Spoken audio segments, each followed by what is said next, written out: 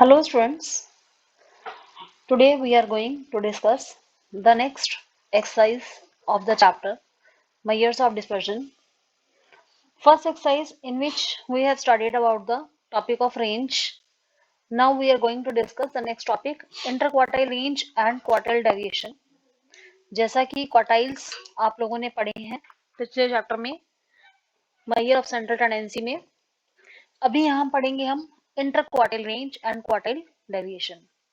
Quartiles वैसे ही निकालने हमें जैसे हमने वहां निकाले Q3 और Q1। इंटरक्वार्टाइल रेंज हमारी रहेगी Q3 minus Q1। The interquartile range covers dispersion of middle 50% of the items of the series. Quartile division, also called semi-interquartile range. It is the half of the difference between the upper and the lower quartiles.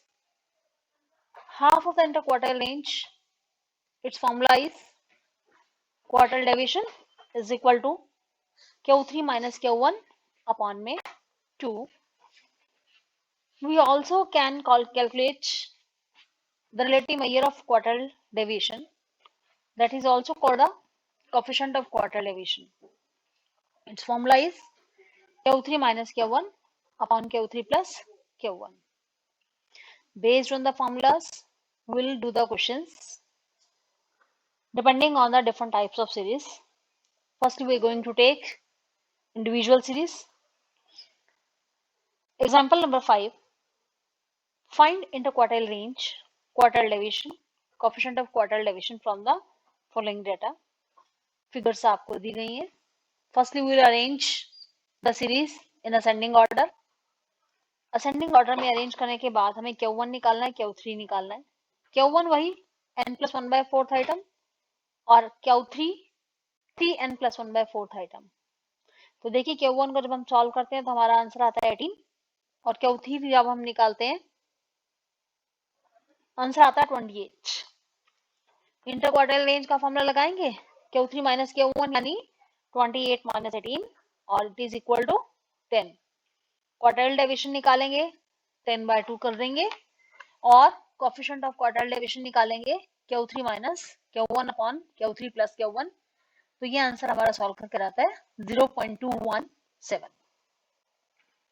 Now see the next question based on discrete series.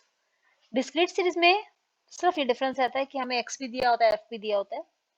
जैसे question number 6 में x यानी हमारे wages 10 to 60, number of workers हमें दिए गए हैं 2, 8, 20, 35, 42 and 20. हमने यहाँ से CF निकाला. CF निकालने के बाद हमने फिर सॉल्व करना है Q1 Q3 निकालना है. Q1 सॉल्व करके आता है हमारे पास 40 और Q3 हमारे पास सॉल्व करके आता है 50. अब Q1 भी है Q3 भी है, आप तीनों चीजें निकाल सकते हैं. तो क्वार्टाइल रेंज भी, क्वार्टाइल डेविएशन भी और कोएफिशिएंट ऑफ क्वार्टाइल डेविएशन भी. क्वार्टाइल इंटरक्वार्टाइल रेंज हमारे पास आ रही है 10, क्वार्टाइल डेविएशन 2 से डिवाइड करेंगे 5 और कोएफिशिएंट आ जाएगा 0.11. Now see the same thing in continuous series. Continuous series में हमारे पास ग्रुप्स रहते हैं तो ग्रुप्स के अकॉर्डिंगली हम करेंगे. जैसे क्वेश्चन नंबर 7 जिसमें हमें एज दी गई है 0 से 20, 20 से 40 and up to 80 to 100 person हमें दिए गए.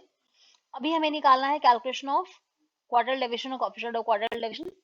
हम क्वेश्चन को सॉल्व करेंगे जैसे पीछे करते आए हैं. Q1 एंड Q3 निकालेंगे. Q1 सॉल्व करके आता है 41.33 एंड Q3 सॉल्व करके आता है हमारे पास Q3 की जो वैल्यू आती है दैट इज इक्वल टू 76. अभी हम इसे फॉर्मूला में डालेंगे Q3 minus Q1 76 minus 41.33 this is equal to 34.67. ऐसे क्वार्टाइल डेविएशन इस फिगर को 2 से डिवाइड कर देंगे.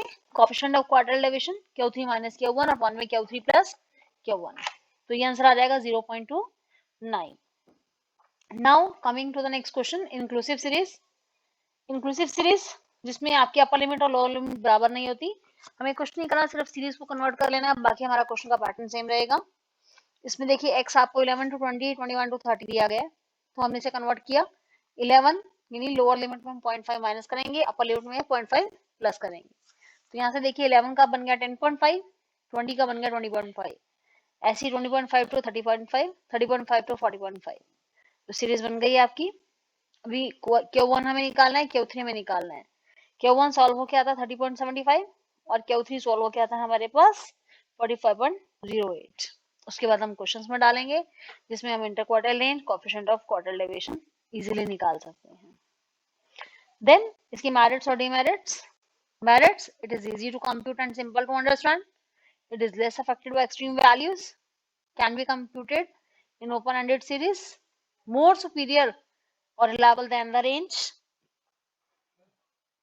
It is useful when dispersion of middle 50% of item is to be calculated. Now the demerits, gives 50% of the items, first 25% and last 25%. It's not capable for further algebraic treatment. It is affected by sampling fluctuations.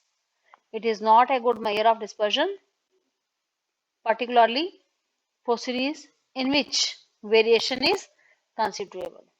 These are the demerits of the topic quartile deviation, and thanks.